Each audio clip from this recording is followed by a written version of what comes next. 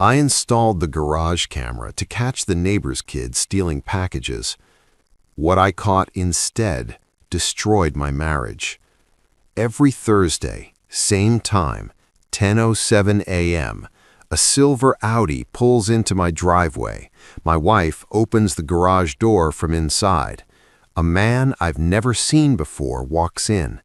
The garage door closes. At 3:14 p.m., it opens again. He walks out, gets in his car, leaves. 5 hours, every single Thursday for 3 months. I'm a long-haul trucker. I'm on the road Thursdays. She knows this. I sat in a truck stop in Pennsylvania, watching the footage on my phone, and my hands started shaking so hard I dropped my coffee. But here's the thing that made my blood run cold. I didn't confront her, not yet. Instead, I did something that would make her wish I had. I checked the other cameras, the ones she didn't know existed. And what I saw on those feeds, it wasn't what I thought. It was so much worse. If you want to know what a man finds when he stops trusting his gut and starts trusting his evidence, hit subscribe, because what happened next didn't just end my marriage, it ended 3 others. My name is Frank Holloway. I'm 39 years old, and I've been driving a Peterbilt 579 across the continental United States for the last 16 years. I haul freight, dry goods mostly, sometimes refrigerated. I run a route that takes me through 11 states, and I'm gone 4 days a week, every week. Monday through Thursday, I'm on the road. Friday through Sunday, I'm home in Dayton, Ohio. It's not glamorous. The pay's decent, about $75,000 a year, but the hours are brutal, and the loneliness is worse. My wife, Cassie, used to say she admired my work ethic. "You're out there providing for us," she'd say, kissing me goodbye every Monday morning at 4 a.m. I believed her.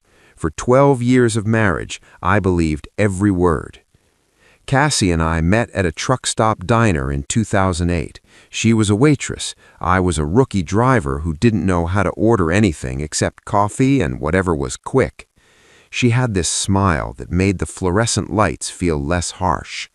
We talked every time I came through. 6 months later, I asked her out. A year after that, I married her. She quit the diner when we bought the house, said she wanted to focus on making a home for us. I was fine with that. My income covered the bills, she kept the house running, managed the finances, made sure I had clean clothes and a hot meal when I got back on Fridays. It felt like a partnership. I was the engine, she was the steering wheel. Or so I thought. The problems started small.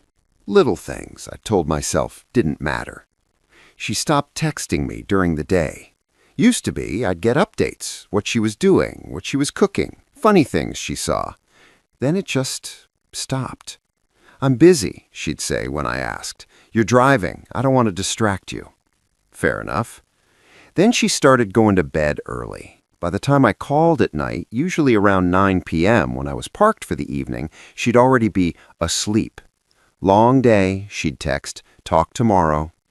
Tomorrow never came. By the time I got home on Fridays, she was cheerful again, smiling, cooking, acting like everything was normal.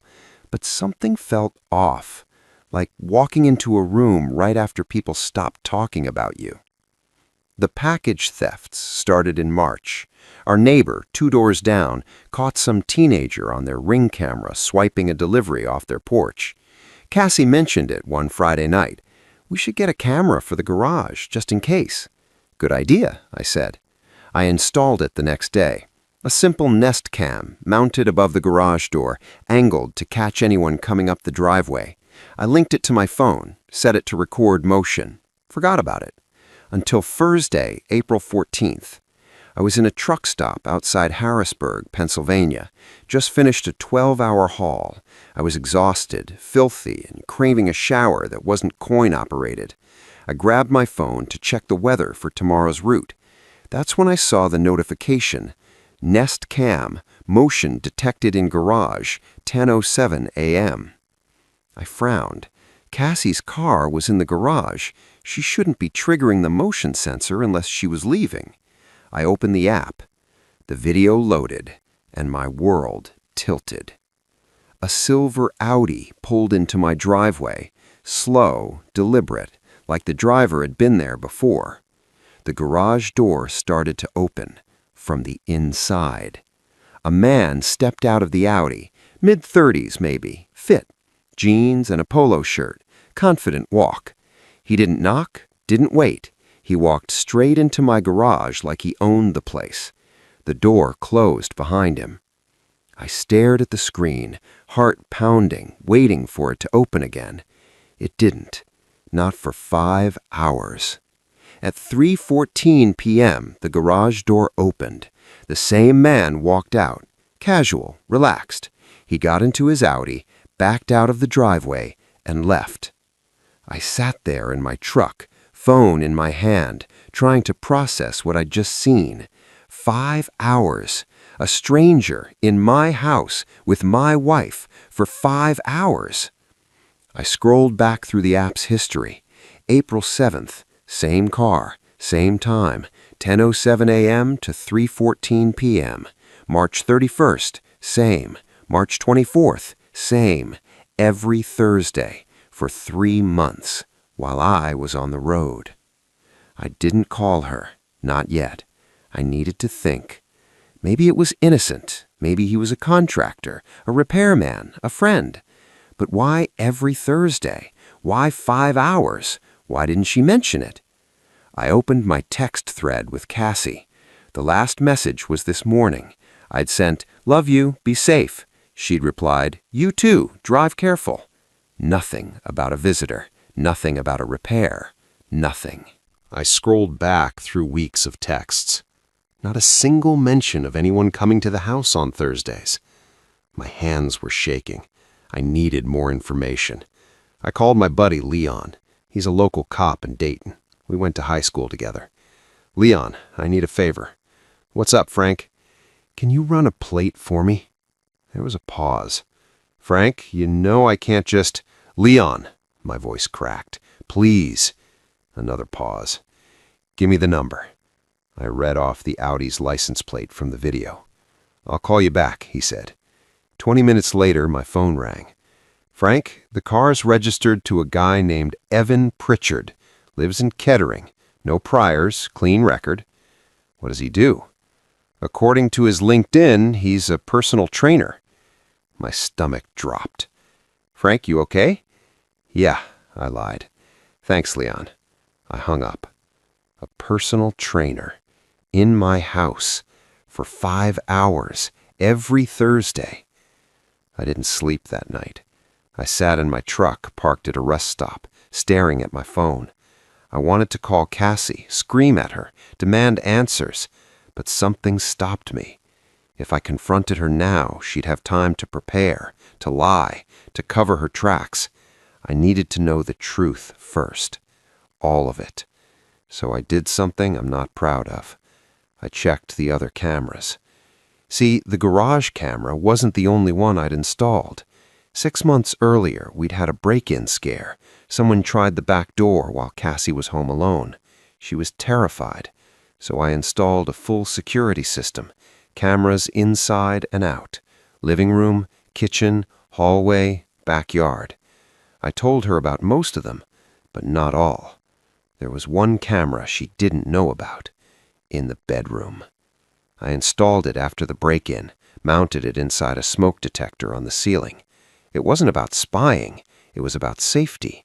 If someone broke in while I was gone, I wanted to be able to see what happened, to help the cops, to protect her. I'd honestly forgotten it was there, until now. I opened the app, selected the bedroom camera, scrolled back to April 14th, 10:07 a.m., and pressed play. For the first 30 minutes, nothing happened. The bedroom was empty. The door was closed. Then, at 10:34 a.m., the door opened. Cassie walked in. She wasn't alone. Evan Pritchard followed her into the room. They were laughing, casual, comfortable. She sat on the edge of the bed. He stood in front of her. They talked for a minute. I couldn't hear the audio. The camera didn't have sound, but I could read their body language. Familiar, intimate. Then he leaned down and kissed her. I'm not going to describe what happened next. If you've ever been cheated on, you know the feeling.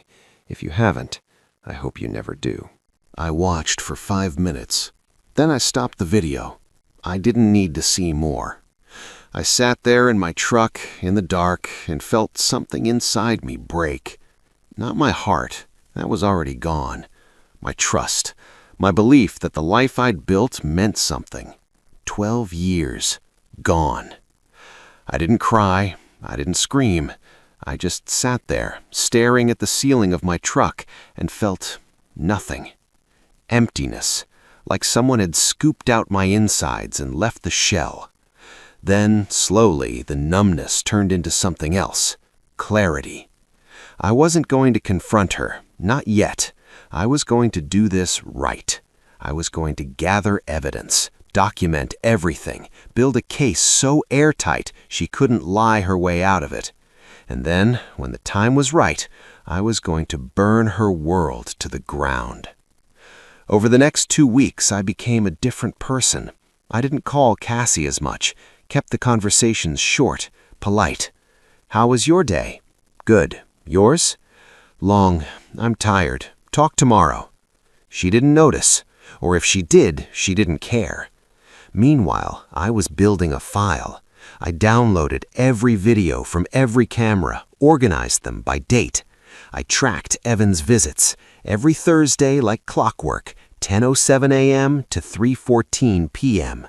I pulled our bank statements, found charges I'd never noticed before, lunches at restaurants I'd never been to, purchases from stores I didn't recognize, all on Thursdays. I hired a private investigator, a woman named Rita who specialized in infidelity cases. I need everything, I told her. Photos, videos, witnesses. I need it airtight. You'll have it, she said. Rita was good. Within a week, she had photos of Cassie and Evan at a coffee shop, at a park, at a hotel. A hotel. They weren't just meeting at my house. They were meeting other places too. Rita handed me a folder. I'm sorry, Frank. I opened it, flipped through the photos. There was one that stuck with me. Cassie and Evan sitting on a bench in a park, holding hands. She was laughing. He was looking at her like she was the only person in the world. I'd looked at her like that once. I closed the folder. How much do I owe you? Frank, how much? She told me. I paid her in cash. Then I went back to my truck and started planning. I didn't want revenge, really.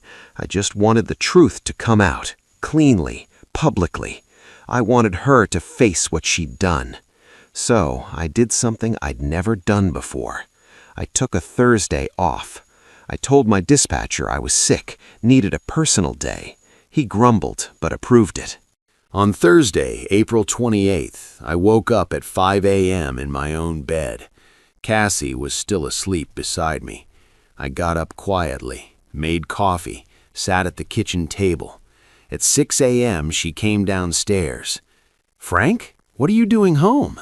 Took a personal day, I said. Thought I'd surprise you. Her face went pale, just for a second. Then she smiled. That's great. I wasn't expecting you. I know. She poured herself coffee. Her hands were shaking. So, what do you want to do today? I don't know, I said. What were you planning to do? Nothing, just housework, errands. Sounds good, I'll help. She nodded, but I could see the panic in her eyes. At 9:45 a.m., her phone buzzed. She glanced at it. Her face went white. Everything okay? I asked. Yeah, just a friend. Which friend? You don't know her. She typed something quickly, hit send. I watched her, calm, steady. At 10:07 a.m., nothing happened. No silver Audi, no garage door opening. Cassie sat on the couch pretending to watch TV, but I could see her checking her phone every few minutes. At 10:30, she stood up. I need to run to the store. We're out of milk. I'll come with you, I said. No, it's fine. I insist. Her jaw tightened. Frank, I can go to the store by myself. I know, but I want to spend time with you. I've been gone all week. She stared at me, then nodded. Okay. We went to the store, bought milk we didn't need.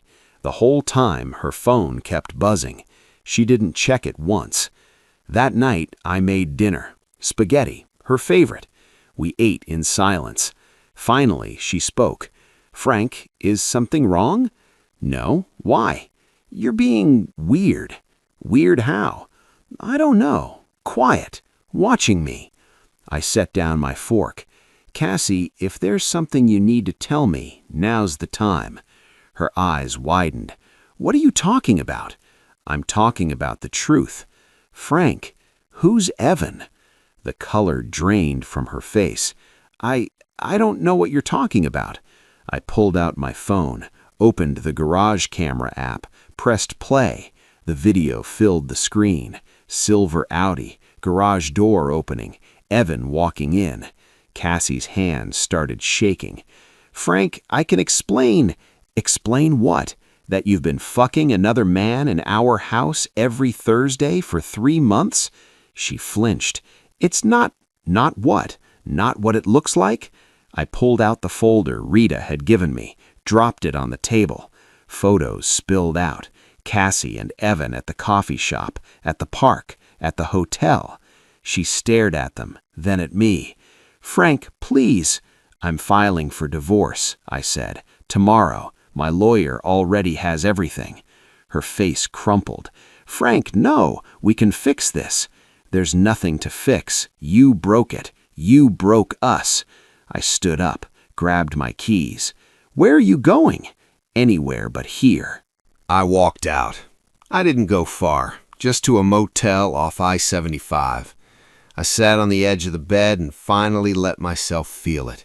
The anger, the betrayal, the grief. I didn't cry. I just sat there, staring at the wall and felt the weight of 12 years collapse. My phone buzzed. Text from Cassie. Please come home. We need to talk. I deleted it. Another text. I'm sorry. I made a mistake. Deleted. Frank, please. I love you. I turned off my phone. The next morning, I met with my lawyer. His name was Bill. Mid-50s. Divorced twice. He knew the game. You've got everything? He asked. I handed him the folder. Videos, photos, bank statements, witness statements from Rita.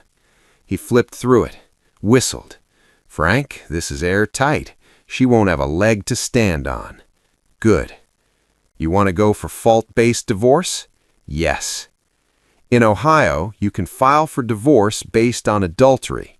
It affects alimony, asset division, everything. She's going to fight this, Bill warned. Let her. He nodded. I'll file today. Cassie was served 3 days later. I wasn't there. I was back on the road, Pennsylvania to Indiana. She called. I didn't answer. She texted. I didn't respond. Finally, she left a voicemail.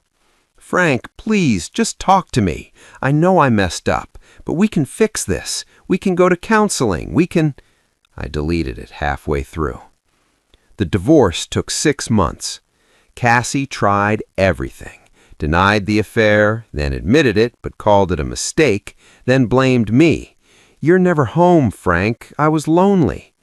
Her lawyer tried to argue that my job was the problem, that I had abandoned the marriage by being on the road. Bill shut that down fast. Mr. Holloway's job is how he supported the household. Mrs. Holloway knew his schedule when she married him. She chose to have an affair. That's on her. The judge agreed. Cassie got nothing. No alimony, no house, just her car and whatever she'd brought into the marriage. I got everything else. But here's the thing. The story didn't end there. Because Evan Pritchard, the personal trainer, he was married too, and his wife had no idea. I didn't know this until Rita told me. Frank, there's something you should know.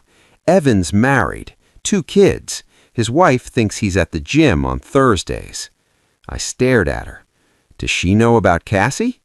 Not yet. I thought about it, long and hard. Then I made a decision. Give me her contact info. Her name was Lauren. She was a nurse, worked night shifts. I called her on a Sunday afternoon. Mrs. Pritchard? Yes. My name is Frank Holloway.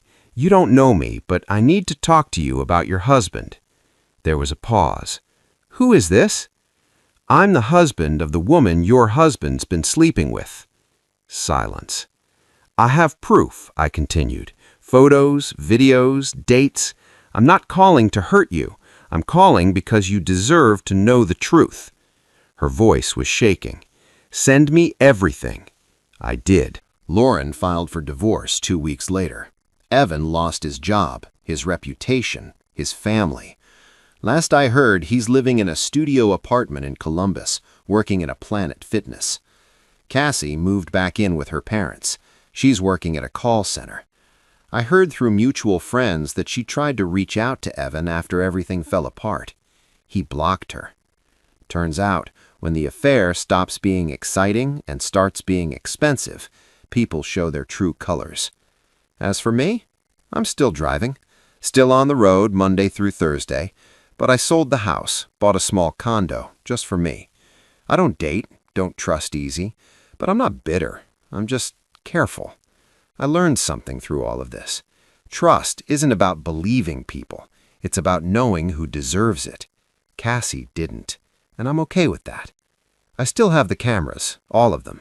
Not because I'm paranoid, because I learned my lesson. The truth doesn't hide, it just waits for you to look. And when you finally do, it changes everything. If you've ever felt that gut punch of betrayal, if you've ever had to choose between confronting the lie or gathering the truth, this one's for you. Comment, "I chose truth," if you've been there. Hit subscribe for more stories about the moment everything changes. Because the worst thing about betrayal isn't the lie. It's realizing how long you believed it.